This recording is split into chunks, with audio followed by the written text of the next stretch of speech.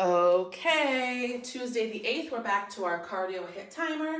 Again, you are going to look at your timers page. So you have 4 workout pages. Your 5th page is your timers page. So any workout that requires a timer, it's going to tell you how to set the timer.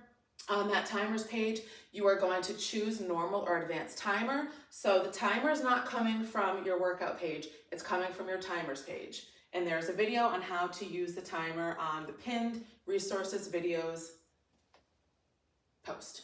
So we have V-ups, hamstring curls, squat switches, and plank kicks. I feel like I haven't done V-ups in a long time. Okay. V-ups.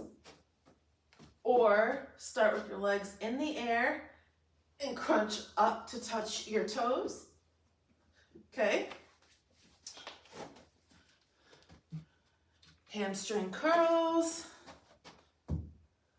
The setup of this one is always tricky.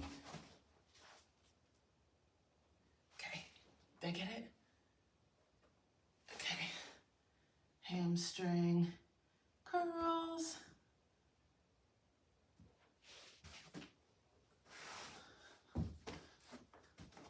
Squat switches.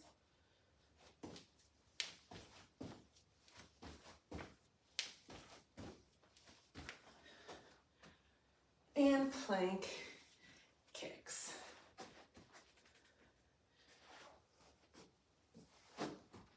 So you can do high plank.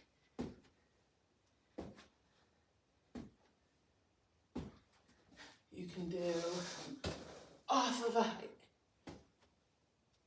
Okay, so V-ups. This one is a more advanced ab move. So there is an alternative if you cannot get this. So you are going to start with your body outstretched, and the point is that you are trying to basically fold up like a V and have your hands touch your feet. So you have to actually lift your whole upper body off the floor and not just your shoulders like when we do crunches or something. So you're lifting everything off the ground, okay? So some people just don't have the core strength to do that. So when you do that, you're like this in the air, balancing on your butt, okay? So what sometimes people notice is they do this and they can't get their legs up, or they get their legs up and they can't quite get their upper body off the ground. So if that is happening to you, you're going to start with your feet in the air, hands behind your head, and you're just going to try to touch your toes, okay?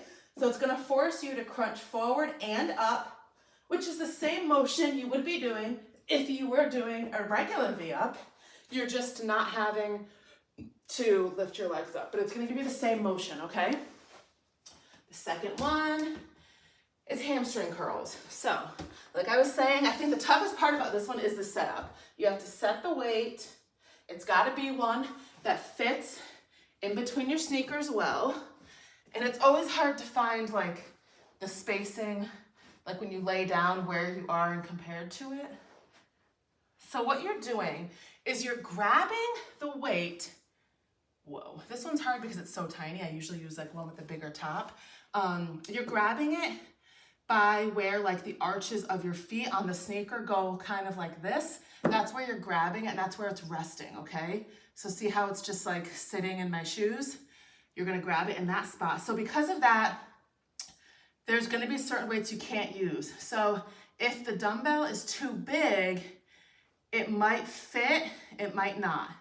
If it does fit, the other issue is the bigger the dumbbell, the longer it's going to be. So when you go to lower, if it's stopping you like there, then you're barely moving. So this one I can go all the way down to there before it hits the ground, okay? So that, or is it even like, yeah, okay. So I can go really low, okay? So the bigger the dumbbell, the less low you're going to be able to go. So keep that in mind also. But basically, I'm just bringing them up. This is my hamstring curl, release, curl, release, curl, release. And depending on where you do this, like if I ever do these and I'm upstairs, I don't want to use a big dumbbell because I have hardwood, so I don't want it banging on the floor, because like I said, the heavier or the weight, the longer it's going to be. Down here, it doesn't really matter, I have carpet. So there's a couple different factors that will help you pick what dumbbell is going to work best for that. And remember, this is also on a cardio timer, so it's not supposed to be heavy. It's supposed to be the more reps that you can do and the faster, not how much weight, okay? Sorry, I have like a hangnail. Okay, squat switches. So this one is not fun. It is jump out to squat, jump out to squat, and when you come back up, you are actually going to be doing a twist. So either this way or this way, okay?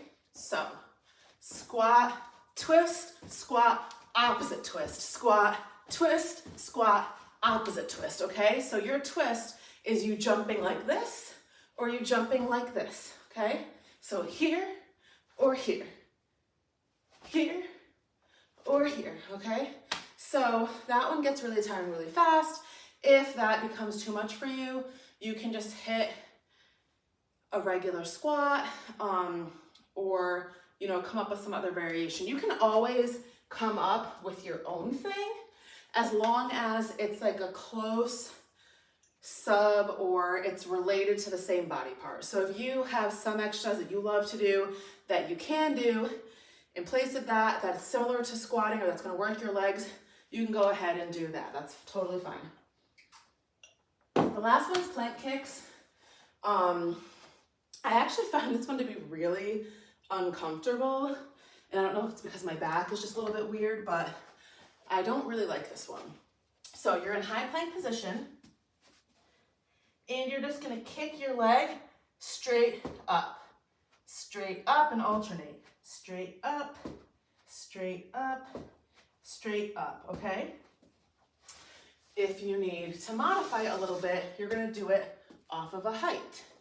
So you're gonna be plank off of your chair, kick back, kick back, kick back, kick back. I mean, you can definitely feel it working your glute, but you want to be careful that when you do that kick, that you're not also overly arching your back. Or if you do have a tight back, you might be able to feel it. It might feel weird. I think that's why I don't like it. But you'll be able to tell when you do it. And if that is another one that you just cannot do for whatever reason, you can literally switch it to just a standing backward kick, or if you have resistance bands, put them around your feet and kick back. That'll make it a little bit more difficult, but you won't, it won't involve your back as much.